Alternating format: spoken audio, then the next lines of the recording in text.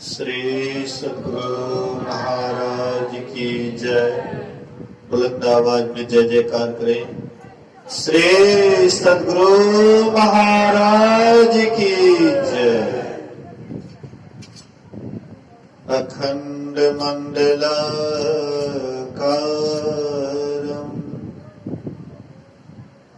व्याप्तं येन चराचरम्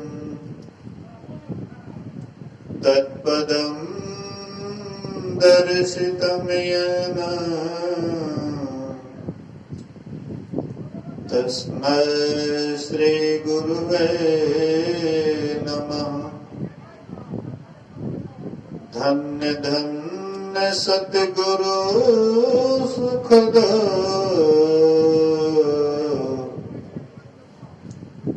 महिमा कही ना जाए। जो कछु कहा तुम्हारी कृपा मौते कछु न बसाए।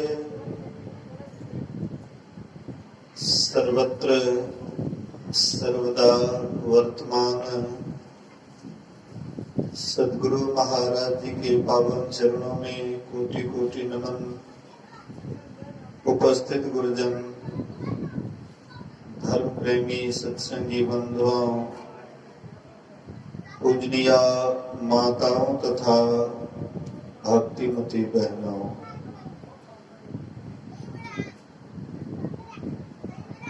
अभी हम लोग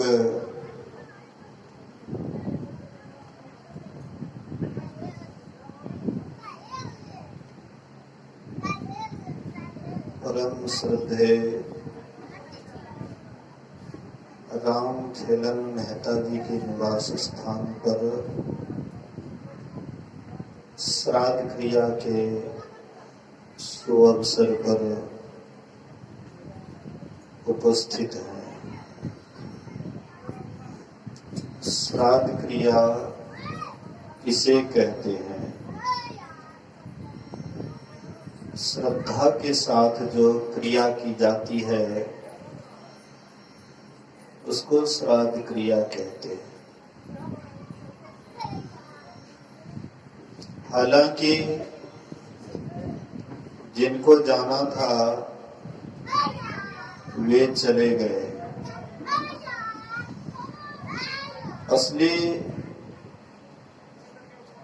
संपिंडन अग्निदान हुआ, वो असली संपिंडन वही हुआ। समपिंड, सम मतलब बराबर, पिंड मतलब शरीर। यह शरीर जल करके अग्नि में राख हो गया। फिर संपिंडन क्या करेंगे? संपिंडन तो वहीं पर हो गया। 5 तत्व का शरीर बना हुआ था, पांचों तत्व में मिल गया। तो फिर उनके नाम पर हम क्या मतलब जो है श्राद्ध क्रिया करते हैं, संपिंडन करते हैं।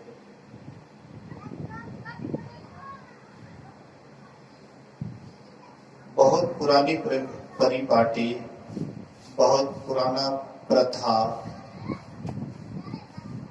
संपिंडन का। ब्राह्मणों के द्वारा यजमान को प्रलोभन देकर के ठगना कि तुम ये दे दोगे तो तुम्हारे पिता या माता को स्वर्ग में ये चीज मिलेंगे। दुधारू गाय दोगे तो तुम्हारे माँ बाप को वहां पर दूध मिलेगा। फलदार वृक्ष दोगे तो तुम्हारे माँ बाप को वहां फल मिलेगा। ये सब ठगने की बात है, लेन देन की बात है, भरमाने की बात है। हकीकत में खड़े खोटे भाषा में अगर हम आप कहें तो जीते जी जो आप कर्म करते हैं वही आपके साथ में जाता है। मरने के बाद कुछ भी किसी के लिए कोई कुछ नहीं कर सकता है। आप देखिएगा कि तेल है, तेल अगर पानी पर छोड़ दीजिए तो वहां ऊपर में तैरते रहता है, और पत्थर को उसी पानी पर छोड़ दीजिए तो वह पत्थर गड़गड़ा करके नीचे की तरफ चला जाता है। जीते जी जो ध्यान भजन करके अपने आप का उद्धार कर लिए, जो जीते जी मोक्ष को पा लिए, मरने के बाद उसके नाम पर चाहे आप कुछ खर्चा कीजिए या नहीं कीजिए कोई अंतर नहीं पड़ेगा। वह तो जीते जी मोक्ष को पा लिए हैं, परमात्मा को पा लिए हैं। उसके नाम पर भंडारा कीजिए या नहीं कीजिए, उसके शरीर को गाड़ दीजिए, जला दीजिए या कहीं फेंक दीजिए, उससे कोई अंतर नहीं पड़ता है। इसे तो खाने खिलाने की एक नियम है, प्रथा है, इससे कोई अंतर नहीं पड़ता है। इसलिए जीते जी आपको कुछ करना है। आप कहिएगा कि जब यह सत्संग करने से या ब्राह्मणों को श्राद्ध क्रिया करने से कुछ लाभ नहीं मिलता है तो फिर करें क्यों? तो हम आपको लाभ मिल रहा है, उनके नाम पर हम आपको लाभ मिल रहा है। हम जितना देर सत्संग में बैठते हैं, हम जितना देर ध्यान करते हैं, हम जितना देर परमात्मा में मन लगाते हैं, लाभ हम ही को हो रहा है। इसलिए कबीर साहब कहते हैं, साधु भाई जीवत ही करो आशा। जीते जी आशा करो, मरने के बाद ये कभी मत सोचना कि मेरे नाम पर कोई दान कर देंगे या कुछ दे देंगे तो हमको लाभ होगा। जो करेंगे उसी को लाभ होगा। इसलिए महापुरुष कहते हैं कि संसार में रहते हुए यह काम कीजिए, ध्यान भजन कीजिए, सत्संग ध्यान कीजिए। आप अगर लाभ चाहते हैं तो काहू न को सुख दुख कर दाता, निज कृत कर्म भोग सुनु भ्राता। कोई किसी को सुख दुख नहीं देता है, सबको अपने ही कर्मों का फल भोगना पड़ता है। तो हम उनके बदले में क्या कर सकते हैं? कुछ नहीं कर सकते हैं। हम अपनी भलाई आप कर सकते हैं, वह भी जीते जी हो सकता है, मरने के बाद नहीं। जीव जिस समय में शरीर छोड़ता है, शरीर छोड़ते समय में जीव के अंदर जो जो भावनाएं होता है उसी के अनुसार उनको शरीर मिलता है। अगर मरते समय में पार्श्विक भावना रही, आप पशु में चले जाएंगे। अगर आपके अंदर में मरते समय में ईश्वर परमात्मा की तरफ ख्याल रहा, भावना रही, तो आप ईश्वर परमात्मा को पा लेंगे। जीते जी अगर आपकी भावना संत सद्गुरु साधु महात्माओं के प्रति आपका ख्याल रहेगा तो कम से कम मनुष्य शरीर जरूर मिलेगा। इसलिए कहते हैं, जहां आशा वहां पासा। तो आप जीते जी जैसा हिस्सक लगाइएगा, मरते समय में वही याद आएगा। जीते जी अगर आप अच्छी भावना मन में बराबर पा लिएगा तो मरते समय में भी अच्छी भावना आपके अंदर रहेगी। जीते जी अगर आप मन को इधर उधर लगाए हैं, संसार में लगाए हैं, बाल बच्चे घर परिवार में लगाए हैं, तो वही याद आएगा। शरीर छोड़ते समय में अगर आपकी भावना, आपका ख्याल पति में लगा रहा तो आप चले जाएंगे कहां? मुतिया वाला शरीर में। अगर मरते समय में किसी पुरुष के अंदर भावना पत्नी की तरफ रहेगा तो वह शरीर छोड़ने के बाद कुत्ता में चले जाएंगे। अगर शरीर छोड़ते समय में आपका ख्याल बेटा बेटी पर लगा रहेगा तो आप सुअर में चले जाएंगे। पुरुष हैं तो सुअर में जाएंगे, स्त्री हैं तो सुगरी में जाएंगे। मरते समय में अगर आपको धन का ख्याल रहा तो आप सांप में चले जाएंगे। मरते समय में अगर आपका ख्याल घर की तरफ रहा, मकान की तरफ रहा, तो आप चूहा में चले जाएंगे। आप जाना किधर चाहते हैं, आप अपने को टटोलिए। आपका मन कहां कहां रम रहा है, अपने आप को देखिए। अपने आप की परीक्षण आप कीजिए। आपके बदले दूसरा कोई परीक्षा नहीं ले सकता है, अपनी परीक्षा आप लीजिए। दूसरी बात है कि आप जैसा ख्याल मन में विचार करते रहते हैं, वैसे आपके पास में सपना होता है। सपनाते हैं रात में, तो आप रात के सपना से अपने आप को जांचिए कि हम सपना किधर का ज्यादा देखते हैं। जो सत्संग ध्यान बराबर करती हैं, कोई माँ बहनें हैं जो बराबर सत्संग ध्यान में मन लगाती है, वह सपनाती है तो सत्संग ध्यान के ही संबंध में सपनाती है। आप सत्संग ध्यान बराबर करते हैं, सपना देखिएगा तो सत्संग ध्यान की सपना देखिएगा। मैं एक बार सपना रहा था, स्तुति, संत स्तुति होता है ना, संत स्तुति के संबंध में सपना रहा था। सपनाते सपनाते धनी ऋषि संतन धन्य बुद्ध जी, शंकर रामानंद धन्य अघाड़ी, धन्य है साहब संत कबीर जी, यही स्तुति कर रहे थे। अचानक नींद टूट जाती है। उसी समय में ये जो संत स्तुति कर रहे थे, उसी समय में नींद टूट जाती है। नींद टूट गई तो ख्याल तो है ये है धनी ऋषि संतन, तो सोचे जब अब स्तुति हो ये गया है तो इसको पूरे कर लेते हैं। जगने के बाद फिर इसको पूरा कर लिया।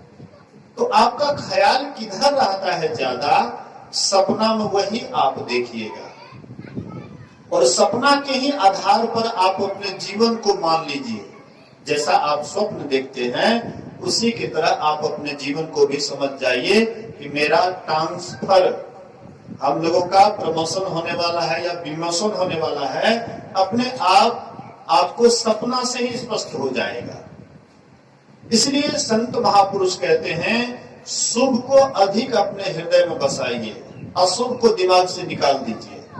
गुरु महाराज कहते हैं, समय गया फिरता नहीं, झट ही करो निज काम, जो बीता सो बीत या अबहु कहो गुरु नाम। कहती जो समय चला गया है वो लौट करके नहीं आएगा।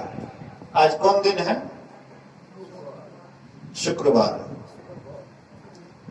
आज जो शुक्रवार बीत रहा है, क्या शुक्रवार फिर आएगा? दूसरा शुक्रवार आएगा, लेकिन ये शुक्रवार नहीं आएगा। जो बीत रहा है ये लौट करके नहीं आएगा। अभी जो आपका श्वास निकल रहा है, फिर लौट करके ये श्वास, दूसरा श्वास आएंगे, लेकिन ये श्वास नहीं आएंगे। ये घड़ी जो आपका बीत रहा है, ये घड़ी आपका लौट करके नहीं आएंगे, दूसरा घड़ी आएंगे। इसलिए संत महात्मा कहते हैं, जो समय चला गया है उसको बीतने दीजिए, कोई बात नहीं है। लेकिन जो बचा हुआ है, आपके हाथ में जो समय बचा हुआ है, कहते उसको आप शुभ में लगाइए। बोलिए श्री सद्गुरु महाराज। रावण का तो आप लोग नाम सुने होंगे। रावण दुष्ट था, लेकिन रावण दुष्ट होते हुए भी ज्ञानी भी एक नंबर का था। रावण के उस समय में, रावण के जैसे ज्ञानी शायद ही उस समय में कोई नहीं था। और बड़े ज्ञानी भी थे, लेकिन देखिएगा कि ज्यादा ज्ञानी ही अज्ञान वाला काम करते हैं। ये भी बात को देखिएगा, संसार में भी आप देखिएगा, जो अधिक पढ़े लिखे हैं वो बेसी करेंगे गलती का। जान बुझ नर करे डिठाई, ताको नरक लिखा है भाई। पहले के लोग ज्यादा पढ़े लिखे नहीं होते थे तो इसलिए शराब नहीं पीते थे। आजकल ज्यादा पढ़े लिखे होते तो शराब पीते हैं, मछली खाते हैं, मांस खाते हैं। पहले के लोग ज्यादा पढ़े लिखे नहीं थे तो ये सब नहीं खाते थे। ज्यादा लोग अपने को ज्ञानी समझने वाला, उससे ज्यादा गलती होता है। इसलिए रावण बहुत कुछ जानता था और जानबूझ करके भी गलती किया। जब भगवान राम का बाण रावण को लगा और वह जब धराशाही हो गया, पृथ्वी पर गिर गया, अंतिम श्वास गिन रहा था, उस समय में भगवान राम लक्ष्मण से कहते हैं, लक्ष्मण, रावण बहुत बड़े ज्ञानी है, बहुत बड़े राजनीतिज्ञ है। आज संसार से बहुत बड़ा राजनीतिज्ञ का विदा हो रहा है, बहुत बड़ा ज्ञानी का विदा हो रहा है। इसलिए लक्ष्मण जाओ और उससे कुछ राजनीति की बात सीख लो। तो भगवान राम के कथनानुसार लक्ष्मण गए। आगे आ जाइए, यहाँ पर हवा भी लगेंगे, जगह भी है आगे, आ जाइए आगे। बोलिए श्री सद्गुरु। अपने कनियता एन से कनियता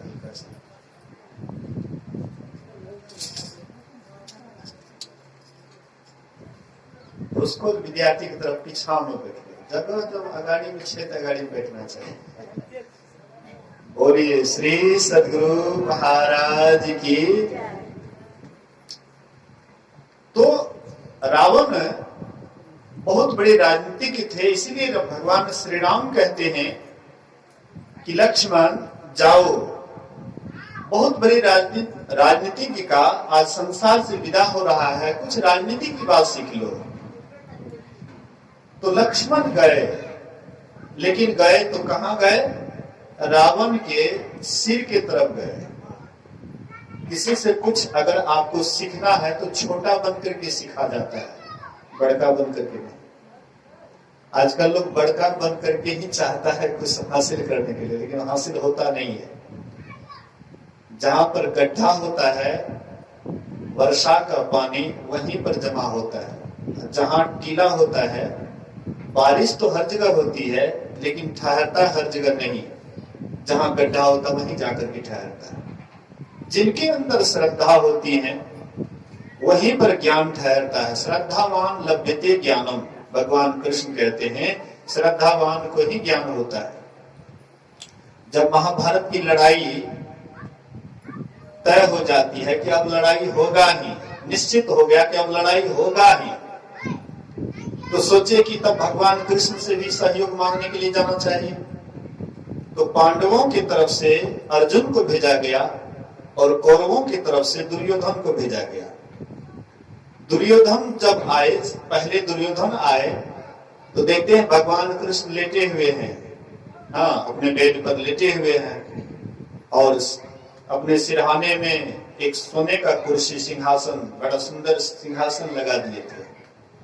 तो दुर्योधन आए, एकदम मस्ती से सीना तान करके बैठ गए सोने के सिंहासन पर। अर्जुन आए, देखे कि भगवान कृष्ण लेटे हुए हैं, इसलिए वे अपने मान और अपमान को नहीं देखे। वे सीधे चले गए और भगवान कृष्ण के पैताने में, उनके चरण के तरफ जाकर के बैठ गए। मान अपमान को उन्होंने नहीं देखा। तो कैसे आप अगर सोए हुए हैं और जब आपकी नींद टूटती है तो पहले चरण के ही तरफ नजर जाता है, दृष्टि जाती है, क्योंकि चरण नीचे नीचे चलता है, सिर ऊपर ऊपर चलता है। कोई भी प्रणाम करते हैं तो आपके सिर को प्रणाम नहीं करते, आपके चरण को प्रणाम करते हैं। चरण नीचे नीचे जाता है। जो अपने को नीचे नीचे जाता है वही बड़े ज्ञानी होते हैं एक दिन, और जो अपने को महान सोचते हैं वो कभी भी ज्ञानी नहीं होता। ज्ञानी का ढोंग करता है, रावण जैसे अहंकारी बन जाता है, लेकिन उनके अंदर ज्ञान ठहरता नहीं है, सब ज्ञान बह जाता है। ज्ञानी होकर के भी वह अज्ञानी वाला काम करते हैं।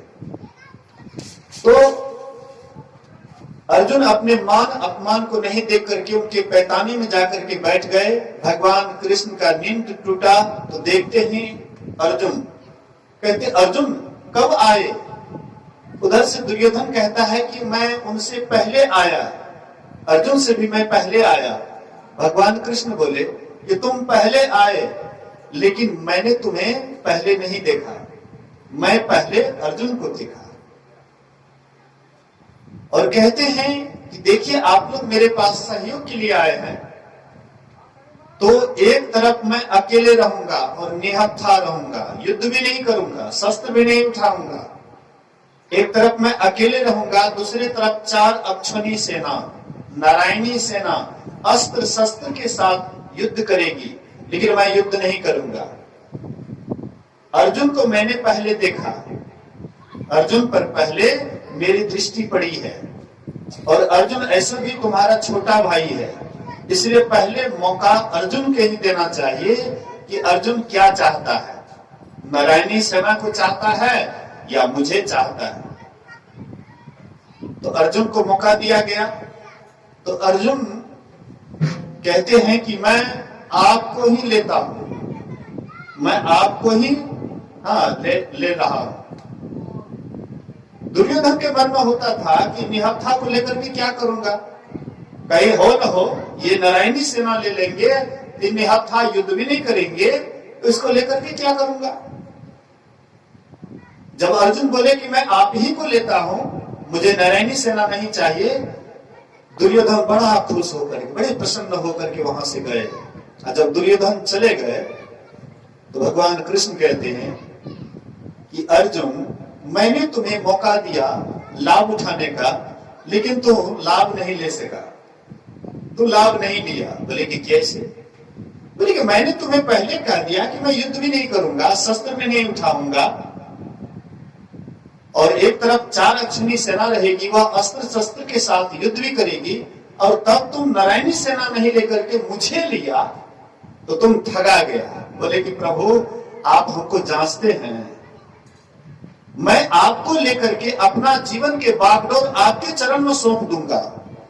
आप हमको जांचते हैं, मैं अपना जीवन, तन मन धन आत्मा सब कुछ आपके चरणों में अर्पण कर दूंगा, और मैं एकदम निर्भर हो जाऊंगा, मेरे पर कोई भार नहीं रहेगा। और सही में अर्जुन कर दिया।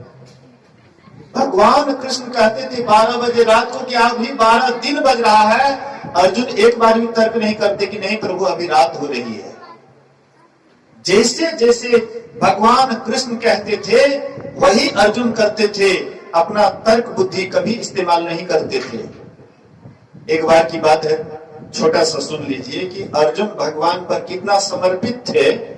थोड़ा सा उदाहरण से स्पष्ट हो जाएगा, उसके बाद मैं और विषय की तरफ चलूंगा।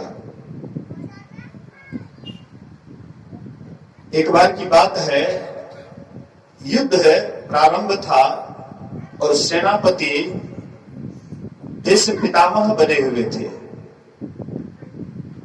हर एक रोज बहुत सैनिक को मारते थे, हजारों 10,000 सैनिक को मारते थे, लेकिन 5 भाई में से किसी को वो मारते नहीं थे भीष्म पितामह। यह देख करके दुर्योधन, दुष्ट दिमाग का तो था ही, कहता है दादाजी आप लड़ते हैं दिखावे के लिए मेरे तरफ, लेकिन आपका मन पांडवों की तरफ है। आप अगर चाहेंगे तो ये 5 पांडवों को पल में उड़ा सकते हैं। आप शरीर से भले ही बूढ़े हैं, लेकिन आपके अंदर इतना ओज तेज है, आप चाहेंगे 5 पांडवों को आप मार सकते हैं, लेकिन आप 5 पांडवों का आप कुछ नहीं करते हैं। दिखावा के लिए मेरे तरफ से लड़ रहे हैं, लेकिन आपका मन तो पांडवों की तरफ है। नहीं लड़ना है तो छोड़ छाड़ दीजिए, धनुष बाण चले जाइए उन्हीं की तरफ। खोरा खोटा भाषा जो बोले, गुस्सा आ गया। जब गुस्सा आ जाता है तो बुद्धि काम नहीं करती है। अब बुद्धि जब काम नहीं करती है तो उस समय में आपके मुंह से क्या निकल जाएगा इसका भी कोई ठिकाना नहीं रहता है। गुस्सा आ गया, गुस्सा में आके के एकाएक निर्णय ले लेते हैं, 5 बाण निकाले गिन करके तर्कस से, और प्रतिज्ञा करते हैं कि आज मैं प्रतिज्ञा करता हूं कि कल सूर्य अस्त होने से पहले अगर यही 5 पांडवों को 5 बाण से अगर नहीं मारा तो मेरा नाम भीष्म पितामह नहीं। प्रतिज्ञा कर दिए। हाहाकार हो गया, पूरे शिविर में हाहाकार मच गया, और 5 की पत्नी खास करके द्रौपदी सबके सब आंसू बहा रहे हैं कि कल तो हम लोग विधवा हो जाएंगे, हमारा पति संसार में नहीं रहेगा, फिर हम किसको मुंह दिखाएंगे। सबके सब रो रहे हैं, सबके सब आंसू बहा रहे हैं, सब रो रहे हैं। संध्या का समय होता है, युद्ध समाप्त होता है, सब अपना अपना शिविर में जाते हैं, सब एकदम शोकित है। चारों भाई शोक में डूबे हुए हैं कि अब तो हम लोगों का प्राण नहीं बचेगा, क्योंकि भीष्म पितामह ने प्रतिज्ञा किया। उसके प्रतिज्ञा को टालना कोई साधारण बात नहीं है। सब शोकित है, सब शोकमग्न है, सब आंसू बहा रहे हैं, सब रो रहे हैं, लेकिन अर्जुन आराम से बेड पर सोए हुए हैं। बोलिए श्री सद्गुरु महाराज। अर्जुन को थोड़ा सा भी टेंशन नहीं, थोड़ा सा भी दिमाग पर कोई भार नहीं है, एकदम निर्भर होकर के आराम से सोए हुए हैं, लगता कुछ होने वाला है ही नहीं। तो सब जग करके आंसू बहा रहे हैं, अर्जुन आराम से सोए हुए हैं।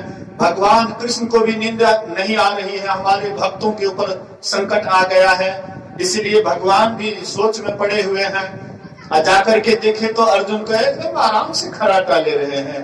बोले कि अर्जुन तुझे कुछ मालूम है कि नहीं? बोले कि हाँ प्रभु मालूम तो है। अरे मालूम है तब तुम आराम से सो रहा है? बोले कि मेरे प्रभु अगर मेरा टेंशन लिए हुए हैं तो मैं क्यों टेंशन लूं? अगर मैं टेंशन लेता हूं तो इसका मतलब प्रभु का निरादर करूंगा। मुझे प्रभु पर विश्वास नहीं है, इसलिए मैं तब टेंशन लूंगा। आप मेरे बदले जब रहे हैं, आप मेरा सब भार आप लिए हुए हैं, तो मैं क्यों टेंशन लूं? एकदम आराम से मैं सोया हूं, पलटू सोवे मगर मैं साहब चौकीदार, एकदम आराम से सोए हुए। बोले कि अर्जुन अभी सोने का समय नहीं है, चलो मेरे साथ। बोले चलिए, आपकी अगर वही है आदेश तो चलिए। चलते हैं और जाकर के अर्जुन से कहते हैं कि तुमको वरदान दिया था दुर्योधन कोई संकट के समय में, और वही वरदान का लाभ लेने का समय आ गया है। तुम जाओ, दुर्योधन से कुछ नहीं मांगना है, केवल उसका मुकुट मांग लेना है। तुम्हारा चेहरा और दुर्योधन का चेहरा मिलता जुलता है, तुम्हारा आवाज और दुर्योधन का आवाज मिलता जुलता है। तुम केवल उनसे मुकुट मांग लेना और दुर्योधन के ही आवाज बना करके भीष्म पितामह के पास जाना है। 12-1 बजे रात को वह ध्यान पर बैठता है, समाधि में बैठता है, और उस समय मन बिल्कुल निर्मल रहता है, मन में कोई मैल नहीं रहता है, मन में किसी के प्रति कोई घृणा भाव नहीं रहता है। उसी समय में मौका है उनसे कुछ मांगने का। बोलिए श्री सद्गुरु महाराज की जय। ध्यान हम लोग क्यों करते हैं? ध्यान की क्या आवश्यकता है? जैसे कपड़ा गंदा हो जाता है और साबुन सर्फ से उनको साफ करते हैं, ध्यान से वही मन की सफाई होती है, मन बिल्कुल निर्मल हो जाता है। जितना ही आप ध्यान के गहराई में जाइएगा उतना ही आपका मन निर्मल होते जाएगा। और समाधि में चले गए तो बिल्कुल आपका मन निर्मल हो गया, आप में प्रभु में कोई अंतर नहीं रहा। तब हम प्रभु हम एक ही होई, द्वंद्व और द्वैत रहे नहीं कोई। अब मैं ही ऐसी आरती की जय, भवमह जन्म बहुरी नहीं लीजिए। इसलिए ध्यान करते हैं। तो 12-1 बजे रात को गए, समाधि में बैठे हुए थे, ध्यान में बैठे हुए थे। जब ध्यान टूटता है, समाधि टूटती है, तो दुर्योधन का ही आवाज बना करके गए, उनके चरण पर माथा रख देते हैं और कहते दादाजी काहे के लिए बुढ़ापे में कलंक लीजिएगा, 5 बाण आप हम ही को दे दीजिए ना, हम ही 5 पांडवों को देख लेंगे। तो भीष्म पितामह सोचा कि दुर्योधन है, दुर्योधन समझ करके बोला कि आहा बेटा, मेरा सारा भार तूने दूर कर दिया, मेरे ऊपर माथा पर जो कलंक लगने वाला था 5 पांडवों को मारने का, आज तू मेरे माथा का कलंक धो दिया। लो बेटा, उठा करके 5 बाण दे देते हैं। 5 बाण ले लिए, उसके बाद देखते हैं कोना में तो भगवान कृष्ण खड़े थे। बोले ओ छलिया, इतना उम्र बीत गया है लेकिन इसका छलियापन दूर नहीं गया है। अगर इन्होंने जैसे मेरे प्रतिज्ञा को भंग किया और मैं भी इनके प्रतिज्ञा को अगर भंग नहीं करूंगा तो मेरा भी नाम भीष्म पितामह नहीं। प्रतिज्ञा कर लेते हैं, मन में संकल्प कर लेते हैं, और दूसरे दिन जब लड़ाई होने लग जाती है, इतना घमासान लड़ाई किए भीष्म पितामह, इतना घमासान लड़ाई किए कि अर्जुन को घायल कर दिए, पूरा घायल हो जाता है। रथ को तोड़ देते हैं, रथ से गिरा देते हैं, रथ को तितिर बितिर कर दिए। अब मारेंगे अर्जुन को, तब मारेंगे अर्जुन को। अब लग रहा है कि अर्जुन नहीं बचेगा। भगवान कृष्ण वचन दिए थे कि मेरे रहते तुम मारे नहीं जाओगे, तो भगवान कृष्ण का यहाँ पर वचन टूट रहा था। अब अर्जुन मारा जाएगा, तब अर्जुन मारा जाएगा। भगवान कृष्ण सोचे कि अब देखने से काम नहीं चलेगा। जैसे वो पहिया उठाया रथ का, ले करके दौड़ा। भगवान कृष्ण कहते हैं, भगवान कृष्ण जैसे दौड़े तो भीष्म पितामह कहते, वाह प्रभु, अब बस हो गया हो गया हो गया, मुझे यही तो करना था, आपसे शस्त्र उठवाना था। आपने प्रतिज्ञा किया था कि मैं शस्त्र नहीं उठाऊंगा, लेकिन मैं आपकी प्रतिज्ञा को भंग कर दिया। जैसे आपने मेरी प्रतिज्ञा को भंग की, वैसे मैं भी आपकी प्रतिज्ञा को भंग कर दिया। तो चलिए,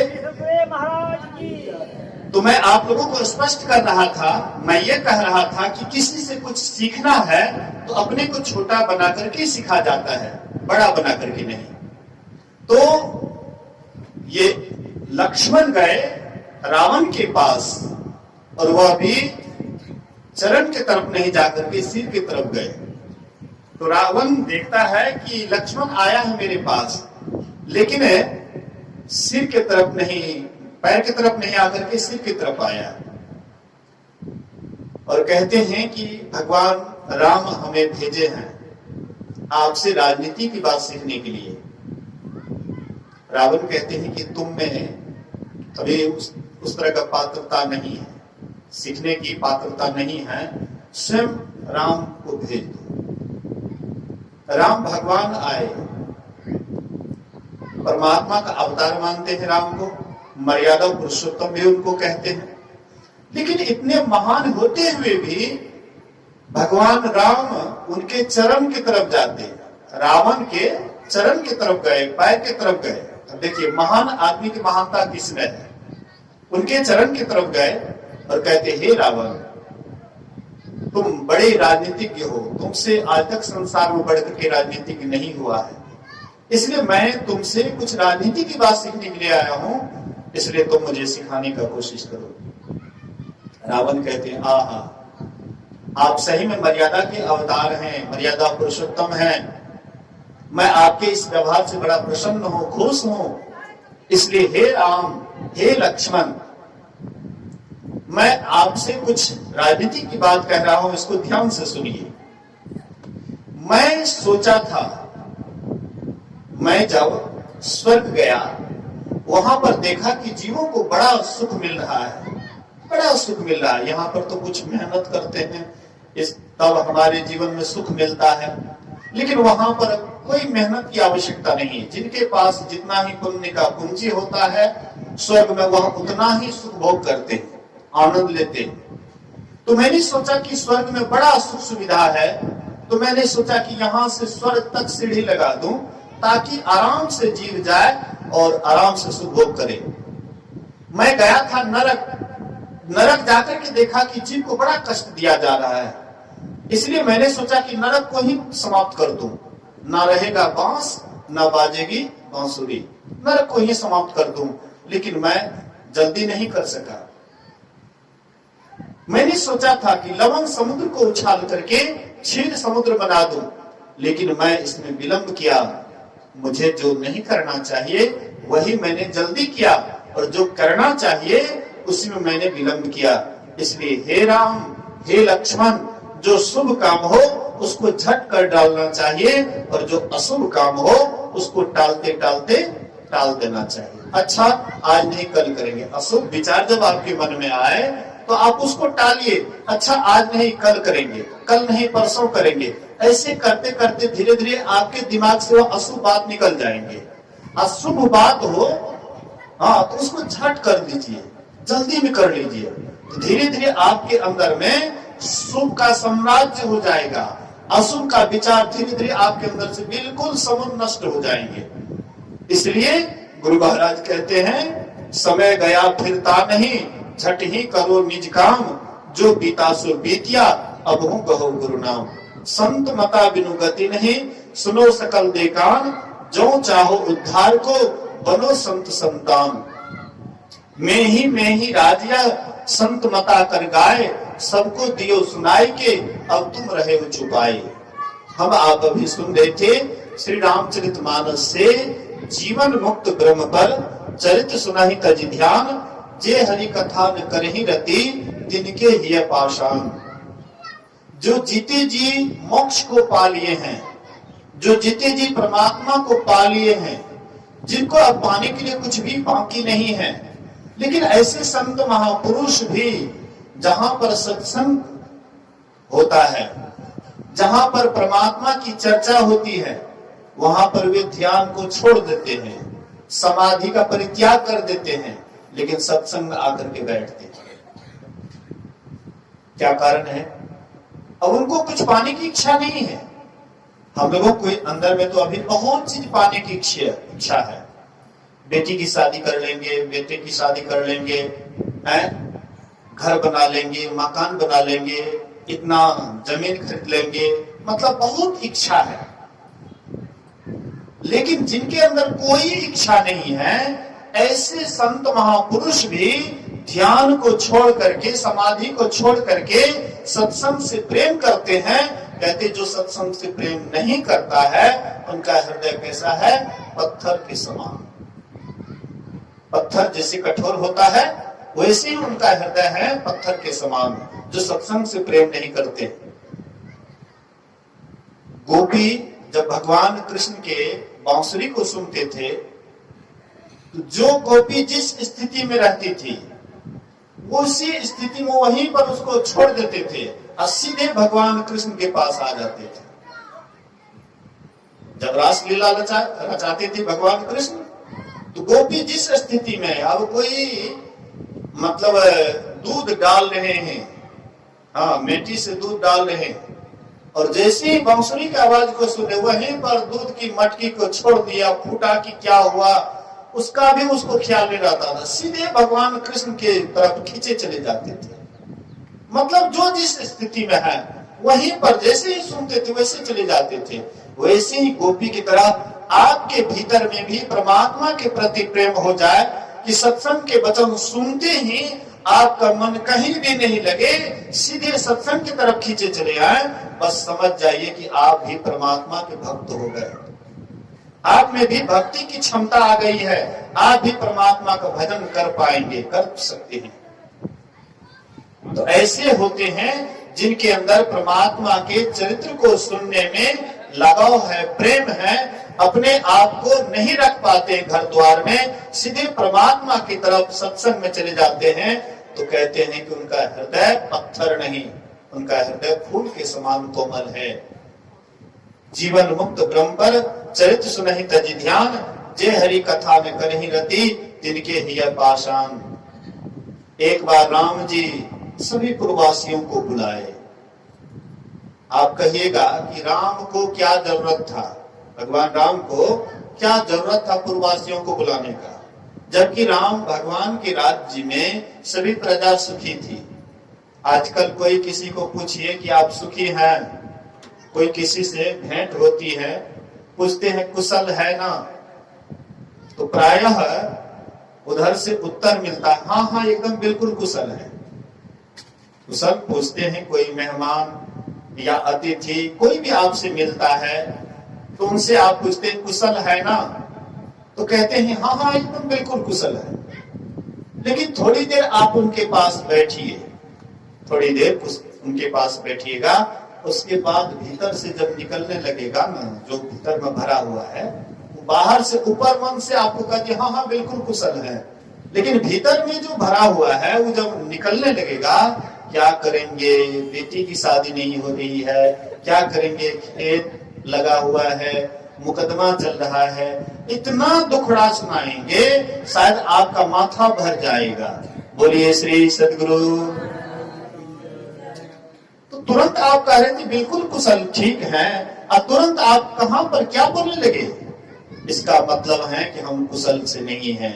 लेकिन राम भगवान के राज्य के संबंध में जब हम आप सुनते हैं या रामायण जी में पढ़ते हैं, तो वहां पर लिखा हुआ है, कहते हैं कि राम के राज्य में त्रिताप नहीं था, दैहिक दैविक भौतिक तापा, राम राज का हो नहीं व्यापा, मांगहि बारिद देहि जल। जिस समय में प्रजा जितनी बारिश की मांग करते थे उतनी ही बारिश होती थी। आजकल तो हम आप देखते हैं कभी अनावृष्टि और कभी अतिवृष्टि, मतलब कभी बारिश हुई, इतनी बारिश हुई कि एकदम बाढ़ आ जाता है, और कभी इतना कम बारिश होती है कि फसल सूखने लग जाता है। एक समान मौसम नहीं रहता है, जैसा सोचते हैं वैसा नहीं होता है। लेकिन राम के राज्य में मौसम भी अनुकूल था, सभी प्रजा सुखी थी, किसी को कोई तकलीफ नहीं थी।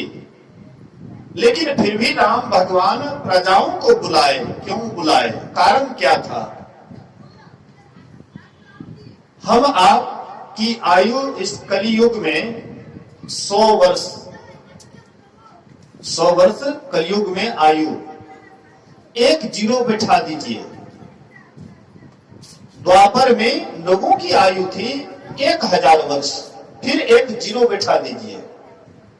त्रेता में लोगों की आयु थी 10,000 वर्ष, फिर एक जीरो बैठा दीजिए। सतयुग में लोगों की आयु थी 1,00,000 वर्ष। तो 100 वर्ष जैसे हम आप जीते हैं, या राम भगवान के समय में 10,000 वर्ष तक लोग जीते थे, लेकिन सभी प्रजा तो पर भी सुखी थी। लेकिन राम भगवान क्यों बुलाए प्रजाओं को? क्या बात था? राम भगवान ये बात जानते थे कि हमारी प्रजा यहाँ पर रहने पर सुखी है, लेकिन एक दिन यह शरीर छूटेगा। चाहे 100 वर्ष जिए, चाहे 1000 वर्ष जिए, या 10,000 वर्ष जिए, या 1,00,000 वर्ष जिए, लेकिन क्षणभंगुर शरीर तो सदा रहेगा नहीं। आयु चाहे जितनी लंबी हो, लेकिन एक दिन तो यह शरीर छूटेगा। लेकिन यह शरीर छूटने के बाद कहीं दुख में ना चले जाएं, कष्ट में ना चले जाएं, इसलिए राम भगवान बैठक किए, सबको बुलाए, गुरुजन को बुलाए, पुरजन को बुलाए, छोटे बच्चे को भी बुलाए, जवान को भी बुलाए, वृद्धों को बुलाए, उच्च वर्ण को बुलाए, नीच वर्ण को बुलाए, मध्यम वर्ण को बुलाए, स्त्री पुरुष, मतलब जितनी भी है सभी प्रजाओं को बुलाए। और सभी प्रजाओं को बुला करके राम भगवान कुछ कहने जा रहे हैं। वहां पर बड़े बड़े ज्ञानी लोग थे, लेकिन औरों से राम भगवान नहीं कहलवाए। वशिष्ठ मुनि महाज्ञानी थे, विश्वामित्र मुनि महाज्ञानी थे, मतलब एक पर एक ऋषि मुनि ज्ञानी पर ज्ञानी थे। लेकिन स्वयं भगवान राम उपदेश कर रहे हैं, औरों से उपदेश नहीं करवाए। क्यों? कारण था, क्योंकि जो सत्ता में होता है उसके हाथ में अनुशासन का बागडोर होता है।